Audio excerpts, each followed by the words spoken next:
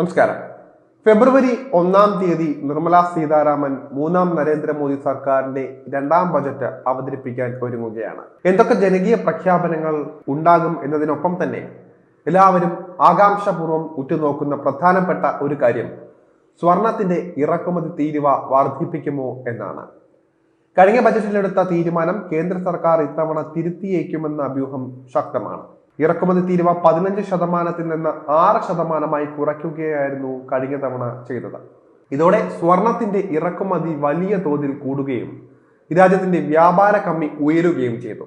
ഈ ഒരു സാഹചര്യത്തിലാണ് വരാനിരിക്കുന്ന ബജറ്റിൽ സ്വർണത്തിന്റെ ഇറക്കുമതി തീരുവ കൂട്ടുന്നതിന് കേന്ദ്രം ആലോചിക്കുന്നത്.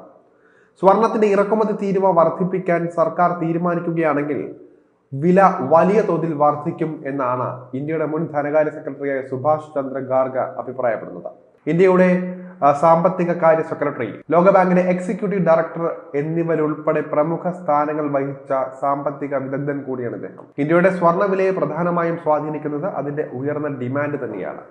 എന്നാൽ ഇന്ത്യ തങ്ങൾക്ക് ആവശ്യമുള്ള സ്വർണത്തിന്റെ വലിയ അളവും ഇറക്കുമതി ചെയ്യുകയാണ്. അതോടൊപ്പം തന്നെ ഇന്ത്യയിലെ സ്വർണ്ണ വിലയെ പ്രധാനപ്പെട്ട 3 ഘടകങ്ങളാണ് നിർണ്ണയിക്കുന്നത്. 2024 ജൂലൈയിൽ അവതരിപ്പിച്ച ബജറ്റിൽ സർക്കാർ സ്വർണത്തിന്റെ മൊത്തം കസ്റ്റംസ് തീരുവ 15% നിന്ന് 6% കുറച്ചു. 2025 ബജറ്റിൽ സർക്കാർ സ്വർണത്തിന്റെ കസ്റ്റംസ് തീരുവ 10%, 15% അല്ലെങ്കിൽ 14% ഉയർത്തിയാൽ വ്യവസായ മേഖല ഈ അധിക ചെലവ് ഉടനടി തന്നെ വിൽപ്പന വിലയിലേക്കും കൈമാറും. ഇത് രാജ്യത്തെ സ്വർണ്ണ വില ഉയരാൻ ഇടയാക്കും.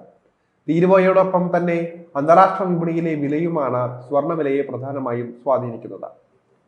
ഏതെങ്കിലും സാഹചര്യത്തിൽ സർക്കാർ സ്വർണത്തിന്റെ കസ്റ്റം ഡ്യൂട്ടി 6% നിന്ന് 15% വർദ്ധിപ്പിക്കുകയാണെങ്കിൽ ബജറ്റ് പ്രഖ്യാപനത്തിന് ശേഷം വളരെ കുറഞ്ഞ സമയത്തിനുള്ളിൽ തന്നെ സ്വർണ്ണ വില 10 ഗ്രാമിന് 1 ലക്ഷം രൂപ വരെ ഉയർന്നേക്കാം.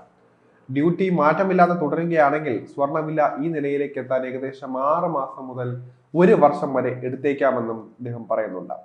അതായത് 10 ഗ്രാമിന് 1 ലക്ഷം രൂപയാണ് വിലയെങ്കിൽ ഗ്രാം നിരക്ക് ഏകദേശം 10,000 രൂപയോളമായിരിക്കും. അതായത് പവന് 80,000 വരെ എത്തിയേക്കും. അതേസമയം സംസ്ഥാനത്ത് തിങ്കളാഴ്ച ഒരു പവൻ സ്വർണത്തിന്റെ നിരക്ക് 60,320 രൂപയായിരുന്നു.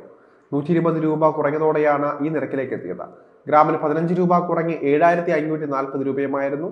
ആഗോള വിപണിയിൽ സ്പോട്ട് ഗോൾഡ് വില ട്രോയ് ഔൺസിന് $2,758.24 എത്തിയിട്ടുണ്ട്. എന്തായാലും വിവാഹ സീസണൊക്കെ ഇപ്പോൾ എത്തിയിരിക്കുകയാണ്. അതുകൊണ്ട് തന്നെ സ്വർണ്ണവില കൂടുമോ എന്ന ഭീതിയിൽ കൂടിയാണ് വിവാഹ പാർട്ടിക്കാരുള്ളത്.